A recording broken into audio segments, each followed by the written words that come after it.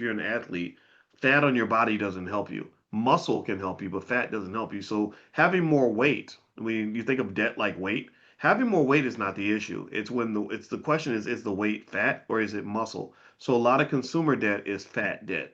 A lot of student loan debt is fat. But debt to start a business, well, that can be muscle if it's a good business, right? Debt to make investments in the stock market, right? That can be muscle. So don't think debt in itself is evil. Just like a boxer is not going to say that gaining weight is bad. He's going to say, well, what kind of weight are you talking about? Am I gaining weight from eating Cheetos, or did I gain weight from eating protein and lifting weights or whatever, right? So those are two different things, right? So make sure you're clear about that, right? Let's keep going. You trust banks that never wanted us free more than you trust each other. Trust is a really important and a very deep word in the world of economics. You know about trust as a pathway, as a tool for economic elevation, right? We know about what a trust can do in terms of protecting assets and transferring generational wealth. But trust matters a lot when it comes to building an economy. When trust fails, when trust falls apart in a family or in a community, business can't be done. Who in the hell does business with people they don't trust? Give me a yes or no. Would you buy from a company where you didn't trust their product? Yes or no? Give me a yes or no. Would you hire somebody that you didn't trust if you ran the business? Yes or no? Would you take on a business partner, do a partnership with somebody, marry somebody that you didn't trust? Yes or no? You can keep going down the list. So when trust is not there, then connection disappears. I can't connect with you if I don't trust you because you might hurt me. So ultimately, this lack of trust in the Black community, which is connected to trauma, being traumatized by other, I'm sorry, I hear, I know that there are things like that we should be concerned about, like, I guess white people hating us and Klansmen showing up and killing us, maybe MAGA supporters coming to beat us up or something.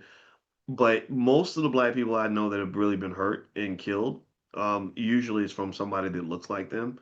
Or maybe it's like, my father wasn't in the house when I was a little boy or a little girl, and that lack of trust shows itself as they get older in terms of how they deal with each other. I think a lot of I've seen so many examples where even interracial marriage is driven by a lack of trust. Men, becoming what they call them, divestors, where they say we're going overseas and we're going to go find a woman somewhere else because we don't trust these Black women.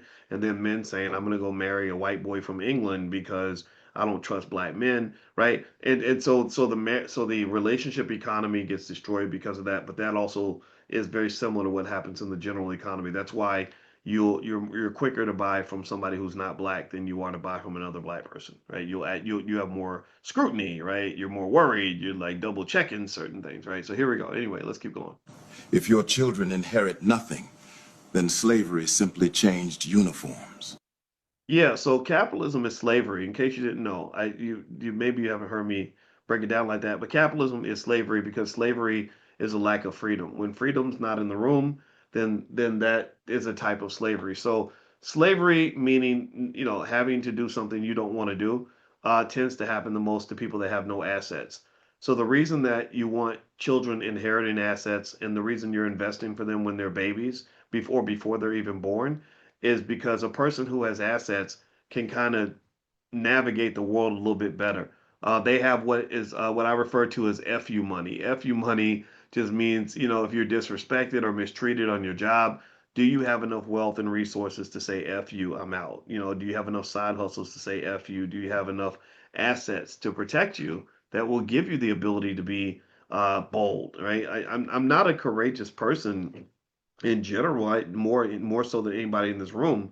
The difference is that when I've had an opportunity to be courageous, it's easier to be courageous when financially you're going to be fine, right? So just understand that the decision to make sure the kids are inheriting something makes a big difference in their freedom and their ability to navigate the world. People who have no assets have to sell their bodies and sell their time and sell their energy and sell their attention in order to make money. Let's keep going.